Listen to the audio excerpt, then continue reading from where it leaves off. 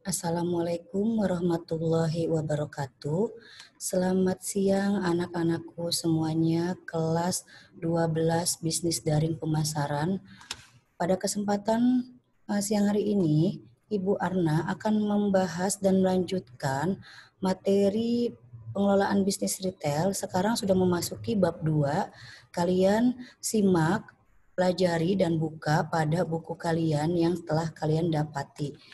Sebelum kalian memulai untuk melihat materi apa saja yang Ibu Arna mau bahas, ada baiknya kita membaca basmalah. Bismillahirrahmanirrahim. Oke, kalian buka halaman 22 pada buku kalian ya. Tidak lupa Bu Arna juga ingin menginfokan, jangan lupa kalian bisa lihat materi tersebut, materi ini di YouTube channel sekolah. Kalian beri komentar hadir pada kolomnya, nanti menandakan itu kalian sudah hadir pada saat mata pelajaran pengelolaan bisnis retail. Jika tidak kalian komentari hadir, berarti kalian dianggap tidak ada pada saat pelajaran pengelolaan bisnis retail. Terima kasih. Baiklah, kita mulai ya. Bab 2 ini waralaba dan peranannya. Kalian lihat waralaba dan peranannya. Yang pertama di sini ya, waralaba adalah hak khusus yang dimiliki oleh orang baik perseorangan atau badan usaha terhadap sistem bisnis dengan ciri khas usaha dalam rangka memasarkan barang atau jasa yang telah terbukti berhasil dan dapat dimanfaatkan oleh pihak lain. Ya, jadi waralaba itu ibaratnya kalau kamu pernah lihat atau pernah dengar itu artinya bisa kalian bahasa modernnya itu franchise gitu ya. Nah, di sini ada tipe-tipe waralaba. Ya, tipe-tipe waralaba langsung kalian lihat di halaman 23. Kenapa Ibu Arna langsung buka halaman 23 tidak langsung 22 terlebih dahulu? Karena di sini pengertian waralaba yang di buku kalian itu definisinya berbagai macam sudut dari para ahli. Jadi Ibu rasa tidak usah dibahas. Jadi langsung secara garis besarnya aja waralaba seperti ini penjelasannya. Ya, waralaba seperti ini penjelasannya. Jadi tidak usah kalian nanti waralaba menurut si Charles, menurut Douglas, menurut David, menurut Harjo Widigoto, itu tidak usah. Jadi kalian langsung waralaba itu artinya seperti ini. Ya, yang Ibu Arna sudah buat, waralaba ini artinya. Sekarang ke tipe-tipe waralaba yang ada di halaman 23, tipe-tipe waralaba. Pertama menurut Suud, artinya ya menurut Suud ini apa sih? Yang pertama di sini menurut Suud itu ada 4 bentuk tipe-tipe waralaba. Pertama, produk franchise. Artinya di mana penerima franchise atau waralaba hanya bertindak mendistribusikan produk dari partnernya dengan pembatasan areal. Jadi nih misalkan waralaba itu misalkan McDonald ya. McDonald nih misalkan ada di suatu misalkan daerah Jakarta Selatan, itu nanti ada lagi waralabanya di daerah Jakarta Utara seperti itu. Jadi waralaba itu bisa kita bilang itu cabang ya. Jadi seperti itu. Jadi dia menjual lagi di tempat atau area yang berbeda, tapi produknya sama. Contohnya nih ada ya, misalkan McDonald, ada Pizza Hut, kalian bisa lihat di sini ada KFC, AW dan Wendy's dan lain-lainnya. Lalu di sini yang kedua ada processing or manufacturing franchise. Artinya memberikan hak kepada suatu badan usaha untuk membuat suatu produk dan menjualnya pada masyarakat dengan menggunakan merek dagang. Gitu kan. Jadi produknya ini ada mereknya tapi dihak patenkan. Artinya didaftarkan biar nantinya tidak ada yang memakai merek tersebut. Misalkan kalau McDonald atau McD itu kan lambangnya M. Artinya tidak ada yang menggunakan nantinya selain McDonald. Atau misalkan Pizza Hut seperti ini. Dia ada misalkan mereknya itu misalkan Pizza Hut ini seperti ini ya, itu tidak mungkin dipakai oleh produk yang lain gitu kan. Jadi ini harus dipatenkan. Jadi contohnya seperti ini. Jadi dia menggunakan merek dagang, misalkan merek Burger King atau ada di sini misalkan Pizza Hut, Pepsi dan masih banyak lainnya. Lalu ada yang ketiga, bisnis format, artinya memiliki cara yang unik dalam menyajikan produk dalam satu paket. Jadi kalau kalian misalkan menjual produk, harus unik di packagingnya atau kemasannya, itu harus unik. Contohnya misalkan ini peralatan bayi ya, misalnya peralatan bayi dikemas secara unik dalam suatu box biar terlihat rapi dan menarik. Lalu misalkan di sini lagi ada PHD atau Pizza Hut Delivery, ini juga sama, contohnya dalam satu paket disajikan atau dikemas atau di package-nya itu di packaging-nya itu kemasannya tuh menarik gitu ya. Nanti bisa kalian lihat lagi contohnya misalkan boba. Boba juga sama, itu misalkan package-nya itu misalkan dalam satu cup, tapi cup-nya itu jadi tidak, gimana caranya supaya tidak tumpah, itu dikasih apa, misalkan atasnya dikasih plastik press atau menggunakan mesin press seperti itu. Ya, lalu yang selanjutnya di sini ada yang keempat, grup trending franchise.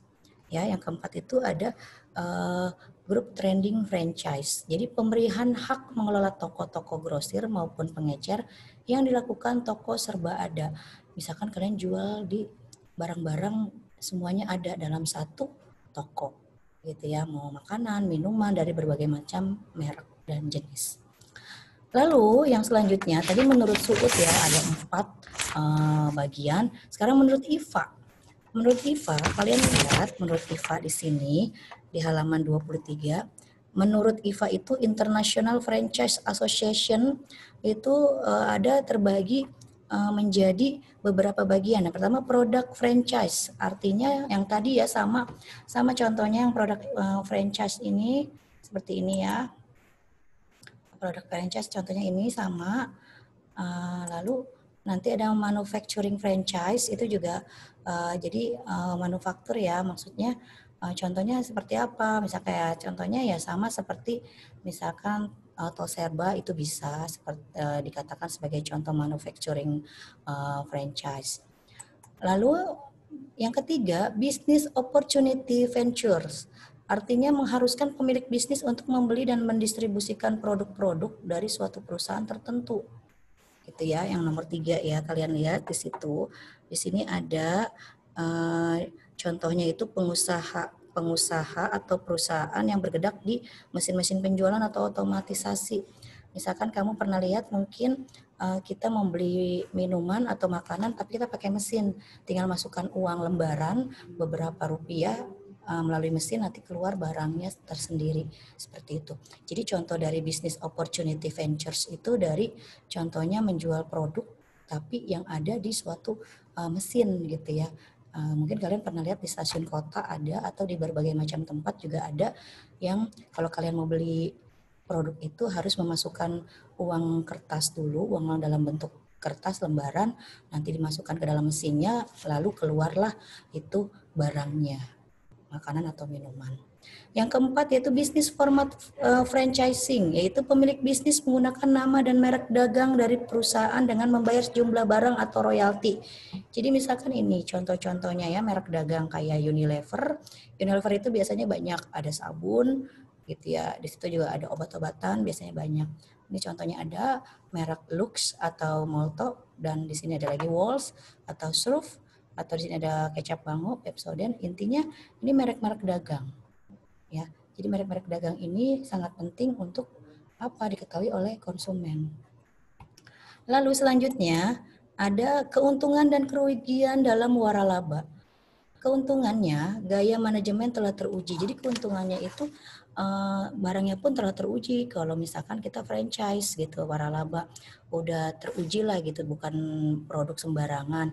Lalu ada pengakuan nama. Artinya ini diakui, terdaftar, bukan kaleng-kaleng kalau bahasa sekarang itu, bukan yang KW gitu, bukan yang aspal asli apa palsu, itu bukan.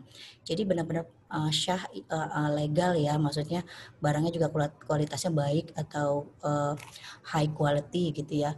Lalu dukungan keuangan, maksudnya nih nanti ini paling tidak banyak sekali nanti keuntungan-keuntungan yang didapat kalau misalkan kita menggunakan franchise atau waralaba. Kerugiannya apa?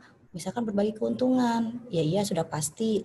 Misalkan kalian kan hanya misalkan di sini ada nih di Pademangan, misalkan kamu mau franchise Thai tea. Nah, semua modal atau semua peralatan diberikan oleh si orang pihak pertamanya. Nanti kalian hanya menjual saja. Nanti keuntungannya dibagi dua seperti itu.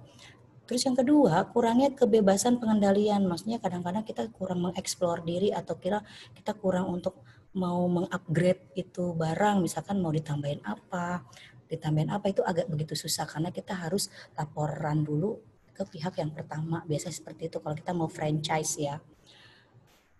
Terus lanjut, jenis lembaga waralaba. Yang pertama waralaba luar negeri. Kalian lihat di halaman selanjutnya ya.